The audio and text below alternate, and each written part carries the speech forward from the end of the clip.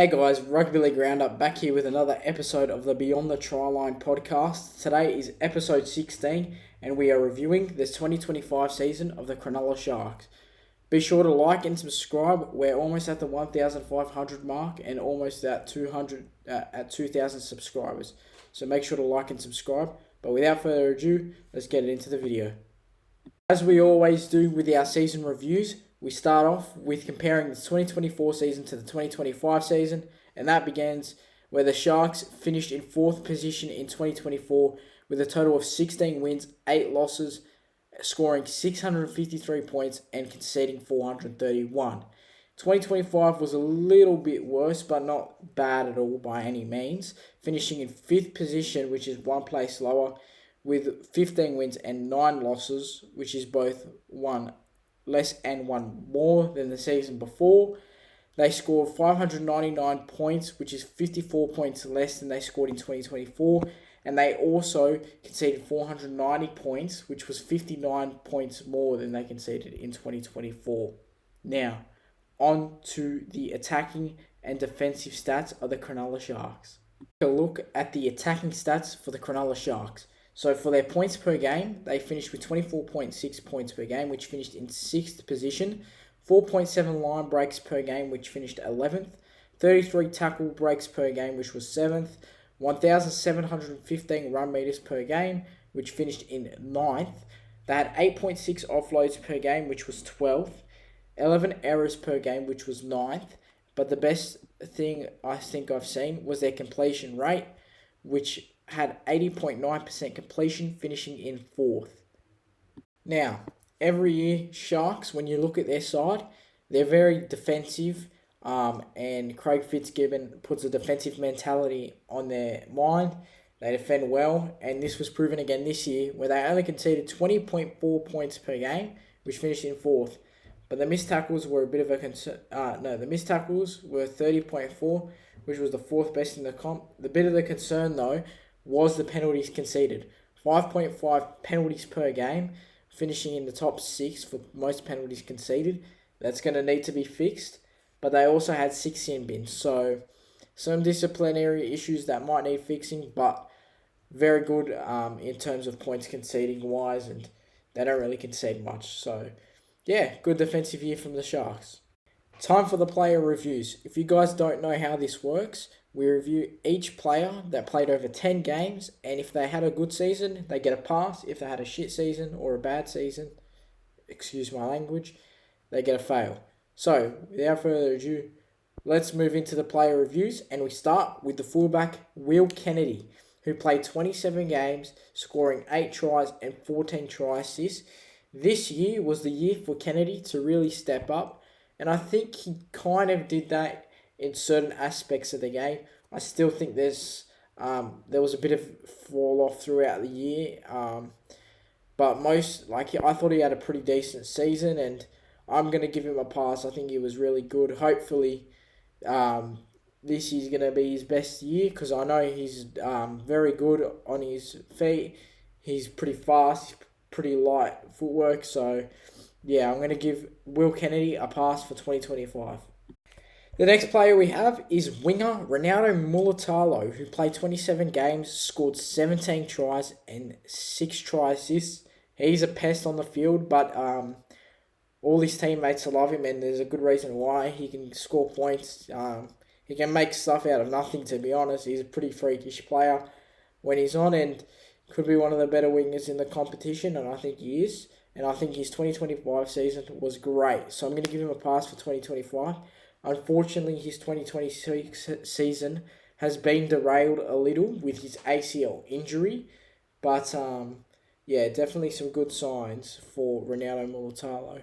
Nico Hines. I thought Nico was really solid this year. I thought he was quite underrated in some of the stuff he did. He played all 27 games for Cronulla. He scored 8 tries and had 25 try assists. So some pretty unreal numbers. But I thought the combination between him and Braden Trindle really got to show through this year. And I thought it was the best it's been in a while. This is only a combination that started about a year and a half, maybe 2 years ago. So obviously still developing, and I think it's getting better by the year. So if they can keep developing their combo, I think they're going to have an even better 2026. Nico Hines, though, gets a pass for sure. Sharks' newest recruit for the 2025 season was Adam Fanua-Blake, and wasn't he instrumental, averaging 165 run meters per game, having a 96% tackle efficiency, and scoring 6 tries as a front rower. These is really good numbers, and I think even without the numbers, he looked really good on the field. And I think it was what Sharks desperately needed. And they look like a real threat now, and I'm always worried when I come up against a pack of theirs because Adam Fanua-Blake's leading it. So yeah, I'm gonna give Adam Fanua-Blake a pass for the 2025 season. Hooker Blake Brayley had his career best year for the Sharks with 27 games, 3 tries, and 16 try assists. Not only that, his leadership was absolutely great this year. I'm pretty sure he got the captain role at some point during the year, and he really took advantage of it. And I thought he was great. Took a lot of pressure off his halves and did what he needed to do. He did very well defensively with a 95% tackle efficiency and also averaged 50 run meters per game. So for me, I'm going to give Blake Brayley a pass. I think he was definitely top 3 in hookers for 2025. Braden Trindle, the 5'8" for the Cronulla Sharks, played 26 games in 2025, scoring 7 tries and getting 25 try assists.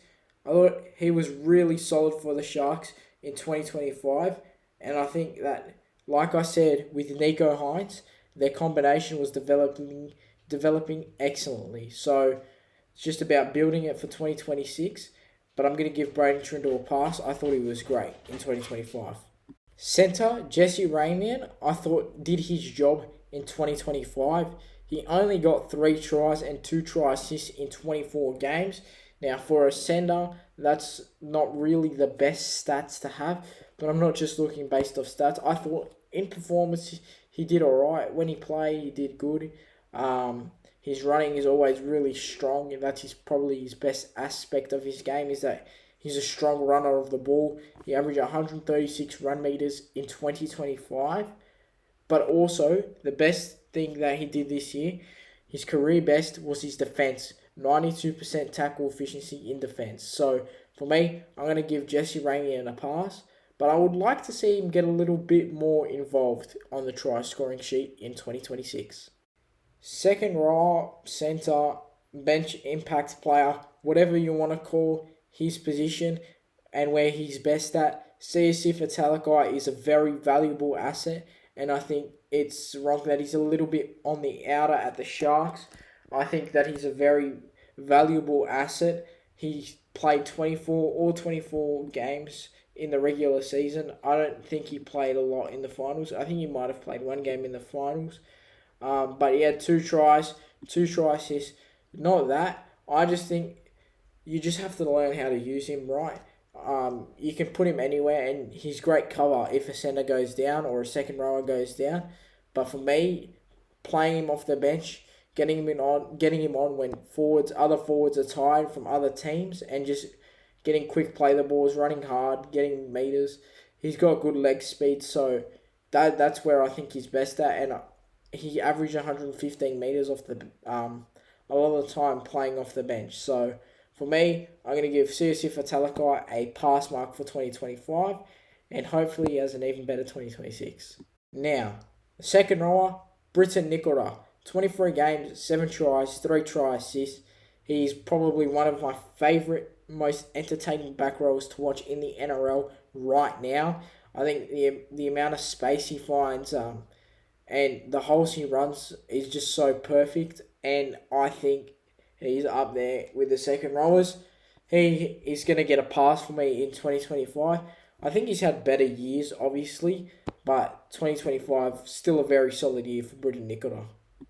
Front row forward, Oregon Kafusi. Now, he's pretty decent off the bench, but sometimes a little inconsistent. I think he was a bit better this year, in 2025. 80 metres off the bench, 95% tackle efficiency. I think he did okay. Fans can say, he's been average, he hasn't really done much. and he doesn't really offer a whole lot, but he just gets through his work, I think, and I don't mind him as a player. I think he's okay, so I'm going to give him a pass for 2025. Teague Wilton, 22 games, 4 tries, 3 try assists. I think Teague Wilton's absolutely immense for the Sharks team. I think he was great. He's always a pretty consistent footballer, so I'm going to give him a pass. And also, Cameron McInnes played 22 games, scoring 3 tries. That dude wears his heart on his sleeve. Sometimes there's more blood on his jersey than there is blue, but that's just the type of competitor he is. He'll play even when he's a bit injured. So for me, I'm going to give both those boys a pass. I think they were absolutely great for the Sharks in 2025. Braden Hamlin-Uele, another player who's sort of on the outer at Cronulla. I think he's still decent, but he's obviously getting a lot older. I thought he was okay in 2025. Didn't do a lot, but like Oregon Kafusi, I think he just got through his work, and I'm going to give him a pass. He still scored 3 tries, averaged about 80 metres somewhat off the bench, so I think it was really solid. I'm going to give him a pass for 2025. Jesse Colquhoun, a player who I thought really found himself in 2025, really got to play a lot of first grade games, played 18 first grade games to be exact, scored a try, but I thought he was really solid for Sharks in 2025. I think he took his chance perfectly, and I'm going to give Jesse Colquhoun a pass. Toby Rudolph, 17 games, 1 try, 86 run meters off the bench, and a 91% tackle efficiency. I think he does his job well. He's a really solid player in my opinion, so I'm going to give Toby Rudolph a pass mark for 2025. Now, Billy Burns. What a absolute season for Billy Burns in my opinion. He was really great. I think he played off the bench and he played at second row quite a bit towards the back end of the season. But Billy Burns, what a solid job. 4 tries, 5 try assists in 16 games for the Cronulla Sharks. I'm going to give Billy Burns a pass for 2025. Daniel Atkinson, now at the Dragons, played 16 games for Cronulla in 2025. Now, albeit out of those 16 games, the amount of minutes he played, I don't know. But there was only about 1 or 2 games where he got 80 minutes, and I thought he did his job really well. He scored 3 tries. There was a game where he got put on the wing. He got moved out to the centres. He played in the middle of the field. Very versatile, and I think he's going to be a handy signing for St. George come 2026. I'm going to give him a pass because he had to withstand sitting on the 18th man, sitting on the bench for so long, and he didn't complain. He didn't kick rocks. He just went along, did his job, and did it well. So I'm going to give Daniel Atkinson a pass mark for 2025. Sione Katoa came back about halfway through the year. 15 games, 7 tries, 2 try assists. I thought Sione Katoa was really good. The winger stocks at the Cronulla Sharks are absolutely amazing. One goes down, it's next man up mentality because the winger depth is the winger stock is pretty stacked, and I think he had a decent year. So I'm going to give Sione Katoa a pass mark for 2025. Kale Iro, a centre that started the year really, really strong. 14 games, 12 tries, 2 try assists. He was definitely averaging over 100 metres, and his defence is always pretty solid. Until he got injured, I think he was probably one of the better centres in the NRL at that point in time. I'm obviously going to give Kale Iro a pass mark for 2025. If he can stay injury-free, that'll be so key to the Sharks in 2026.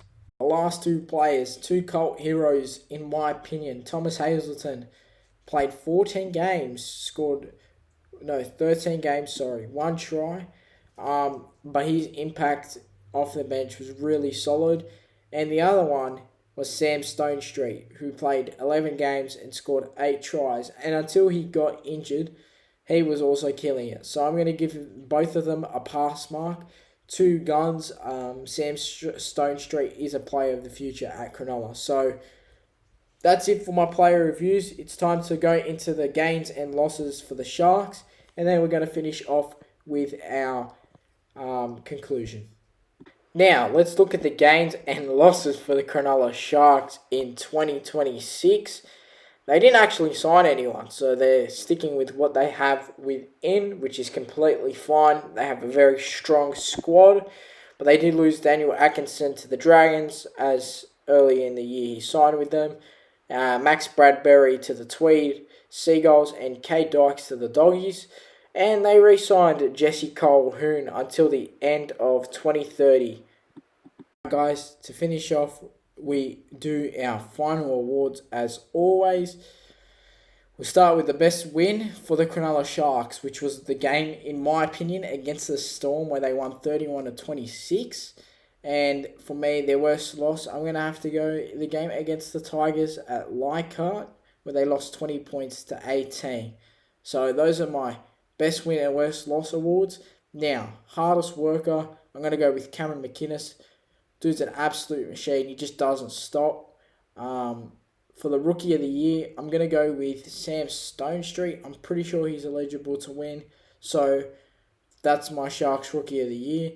And for the best player of the year, I don't know if everyone will agree with me on this, but I'm going to go with Blake Brayley. I thought he was awesome. So those are my final awards, guys. I think if the Sharks' spine can get even better in terms of chemistry off the field and on the field, they're going to be another force to not take lightly. So yeah, that's my season review for the Sharks 2025 season, guys. I hope you all enjoyed, and make sure to like and subscribe. The goal is 1,500, and I'll see you in the next video. Cheers.